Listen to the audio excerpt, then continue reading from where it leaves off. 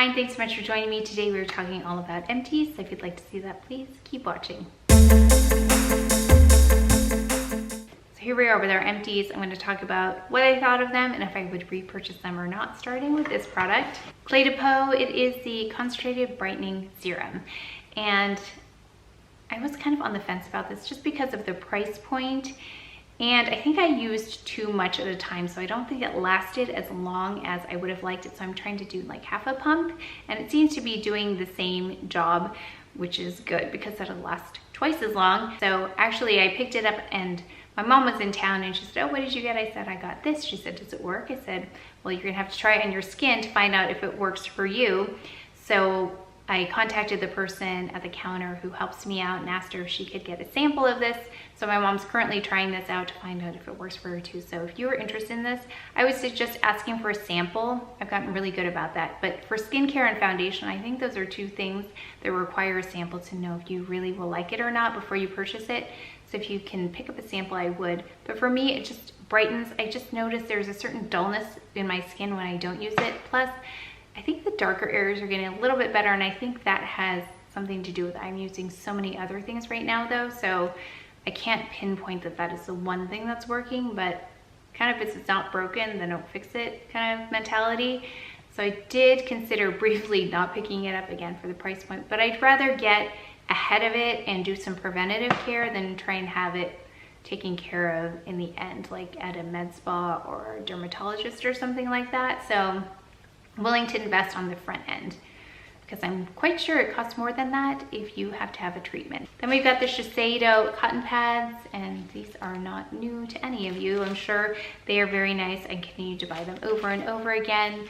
They don't leave any lint, which is what I like, and plus they're really gentle on my skin, and my skincare is expensive, so I'd rather not lose it in a pad if I have to put it on with a cotton pad, although I did get the Clé de Peau ones that have the silk wrapped around them. So for now I'm gonna use those, but I would repurchase those. I actually like those for removing nail polish as well. So if I'm going to do nail polish right away, like just change my color, I will use that, although it's expensive to remove nail polish, but because it doesn't leave lint, I can go in with the next color and it doesn't get stuck on my nails. So that is worth it to me than trying to do that and then have to start over because there's lint in there. Then I've got this Wonder Brow product. It is in brunette. So if you like a cooler shade eyebrow product, this one is very nice. I have the black brown, which is a better color for me, but see, it's a cool color, which I'd like everything else to be warm, but this, I need it to be a cool color because my eyebrows, it doesn't work when there's red in there or yeah, anything warm like that. So I'd like that one, but black brown is better for me.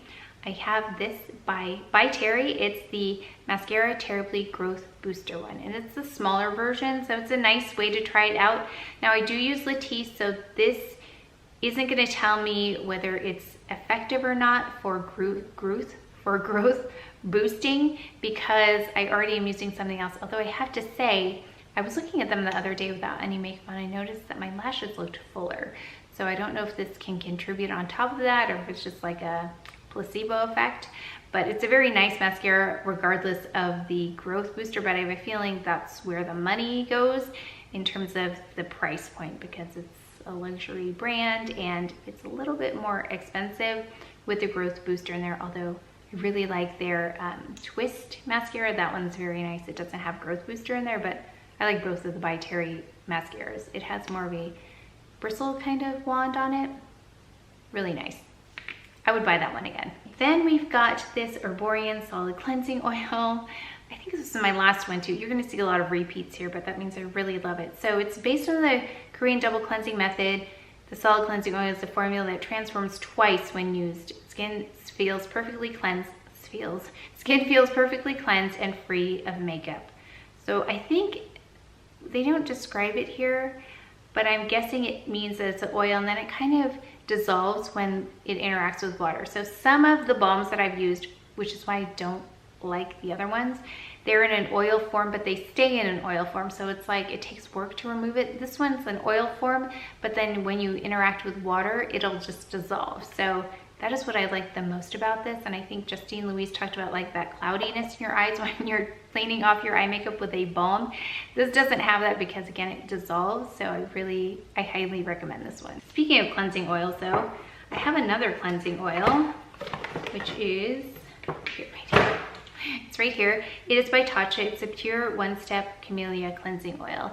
And this is nice. If you like the Shuuemura ones, this one is comparable. I used the Shuuemura ones for quite some time, but there's lag time because you have to order it from the company. So this is a little bit quicker if you order it from Sephora, if you have a Sephora near you. This acts like it. So it's very nice, although I still prefer the solid because I feel like with the liquid, like the pure oil cleanser, it slips through my fingers and I feel like I'm not maximizing everything that I have. So with the solid, I have a little bit more control with it, but this is a really nice if you like more of like the liquidy cleansing oil. Very nice. Okay, you've also seen these before. These Lano hand things, I went through 2 more again. I think I bought 2 and then here they are. They are empty. So of course I purchased another one. I told my stepdaughter about them. She has a job where she's washing her hands all the time. I said, have you tried this? Because if you're someone who washes your hands a lot, this leaves a hydrating kind of layer on there, so even after you wash your hands, it doesn't feel completely parched. But mine gets so dry, like it feels like paper sometimes. And this is the only thing that will work for me. It doesn't leave a residue on there. You know, sometimes you put on a lotion and it's like kind of greasy and you leave fingerprints all over the place. This doesn't do that. It absorbs really quickly, so I can't speak highly enough of this. I think she also bought the like the lip product they have. She really loves that too. I haven't tried it myself, but she now loves that brand as well. We've got the Lancome Tonique Confort. I've repurchased a new one already. It's just the softest, most hydrating toner out there. It just balances my skin right after I get out of the shower because I do use an anti-aging kind of cleansing gel, which dries it out. So this just rebalances it and gets it ready again for all of the skincare ahead. I really like this one. So if you have dry skin, and my skin is combo, that's what's interesting. Like it's combination, it's oily in the middle, dry on the exterior, but depending on the season, it can be more oily or more dry. So right now it's the summer, so it's a little more oily, but still that just balances everything when I'm done with my cleansing routine. Then we've got this again, Alternate Anti-Aging Replenishing Moisture Shampoo and Conditioner. I tried other brands. In fact, my hairstylist keeps trying to convince me to try something else, but I love this. I mean, it's the most moisturizing shampoo I have, and it doesn't weigh my hair down, so I will continue to purchase and repurchase this one. I already have a couple ready to go. Then we've got the Ultimate Miracle Worker Philosophy Broad Spectrum SPF 30, and I have already purchased another one from QVC where they have the deal where they have this one, the evening one, that lip balm that I love now, and then also the purity cleanser, and then there's an exfoliating cleanser, which I don't use, but my mom said she would take those, so I'm going to give those to her. So if you have someone in your life who does not enjoy SPF, like putting on every day, this has SPF 30 in it, so you can use it as your SPF because it feels like moisturizer. Like it feels just like any other moisturizer, but again, it has that SPF in it, so I really love that about it. I don't leave the house without SPF, but in the case that I really am like in a rush, then this will suffice just for like a brief moment before I can get back and do my real routine that involves SPF 50, which is Even Up. Ooh, I have to go get that because that is empty also. Actually, let me go get that. It'll be the day when I actually don't forget something to bring when I film. Okay, so Even Up Color Science SPF 50. It is water resistant to 40 minutes. It says it brightens, corrects, and protects. I wear this every day. Whether I'm exiting the house or not, I will wear this every day. So I keep it with my skincare because that's the next thing after this. I will put on this. So yeah, this is my go-to staple, and my mom uses this now. She is, let me see, she actually doesn't have to fix anything color-wise with this. It's almost perfect shade for her. She uses, let me get a reference point for you. So she uses a NARS product in Moritz. I can't remember what product it is, I'll list it below, but that is her color. So if you wear that same shade, then you probably would work really well with this, because I know it's deep on some people. It's light for me, but my stepdaughter, I'll have to get her like a reference point for her foundation, but she's got blonde hair and blue eyes. She put this on, it was a little bit deep for her, but it gave her a little bit of color, so that was nice too. Yeah, I've recommended this to a few people, and so my mom loves this. Then we've got the Living Proof Restore Smooth Blowout Concentrate Heat Protection up to 450. And I was reading the back of this. It says it's ideal for coarse, thick hair types, which is mine. Like, I have coarse hair, but I don't have very many. As my mom says, I have 13 pieces of hair, so not very many hairs at all, but they are, the ones that I have are coarse. So I kind of want to try this again because I don't remember. It says styling treatment easily transforms dry, yes, damage, yes, hair from the inside out because it's colored, for smooth, soft, shiny, and healthy looking blowouts. Silicone free, heat activated. I feel like I need to try this again because I don't remember what this was like. If you've tried this and you have a thought about it, let me know if I should get it again and try it, because I just don't remember. I mean, I've obviously used it all up. It's totally empty, but I didn't rush out and buy it either. So I honestly don't recall. So let me know if you like this. Sounds like something I would like. I mean, if I read that and saw it in the store, I'd be like, yeah, I should get that. Speaking of hair, I've got the Caviar Anti-Aging Working Hairspray, and it does not work well for my hair. So again, my hair is thick, but each piece is thick, not very many pieces. So I found that the more strong the hairspray is, the less good my hair looks, because it kind of, I don't know what it does. It just ruins the hair. So I'll curl it, it'll look really nice, and I put hairspray on it, and then it looks terrible. So that's why I like the Oribe Mist, because it's super fine and it's very light. Not much hold, but that's fine, because the more hold, the less good my hair looks. In fact, I've gone to not even putting hairspray in it because it looks better without hairspray. So any amount of hold beyond that super fine is not gonna work for me. Unless I have my hair up, like if I have an updo, is that like a thing anymore? If I put my hair up, I don't think updo is a thing anymore, is it? I don't know. Okay, if I put my hair up though, like in a bun, then I'll use something stronger because I don't want it to move around. But if it's down and I want some movement, I won't use hairspray except for the Oribe one. So like I said, the Oribe one is my favorite. I'm just trying to use up all my hairsprays before I get that one. Then I've got the Marc Jacobs Midnight in Paris Empty. No surprise, I mean, this is like my daily thing. Although I have gone to that teal, which is really pretty for the summer, but this is definitely like in the neutral palette with, say, brown and black. Like, this is where I would put this one. I don't necessarily consider this a color as much as I consider a neutral. So I prefer this to black or brown, although I have black right now, but I do prefer this to black or brown. Then I've got a beauty blender. It's gross, but the second it starts to fall apart, like pieces start to come off of it, I know it's time to go. And I use it with waterproof type makeup.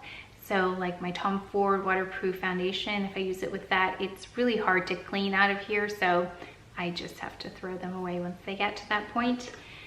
Yeah, they'll never look clean again because of what products I use with them. They won't ever just clean totally out. Then I've got the Bobbi Brown Extra Eye Repair Cream, gone again. And I have repurchased it. I'm already like halfway into a new one. There is another one I want to try, and Mandy Davis. I think I talk about Mandy in every video. I feel like I've talked about her in every video since, I don't know, since recently I've mentioned her. And she talked about the eye cream, it's EPIONCE. She says it's lightweight and works really well under concealer. So I'm really interested in that one because I love this Bobbi Brown one, but it takes maybe, I'm gonna say a good hour before I can apply eye makeup because it's so emollient. It needs to absorb, because if I applied makeup on that, it would just slide around. It wouldn't go on evenly, but I do love it, especially for the evening. But for something quick, like I know I need to put makeup on quickly after I do my skincare, this might be a nice one. So I might invest in that one. So thanks, Mandy, for that.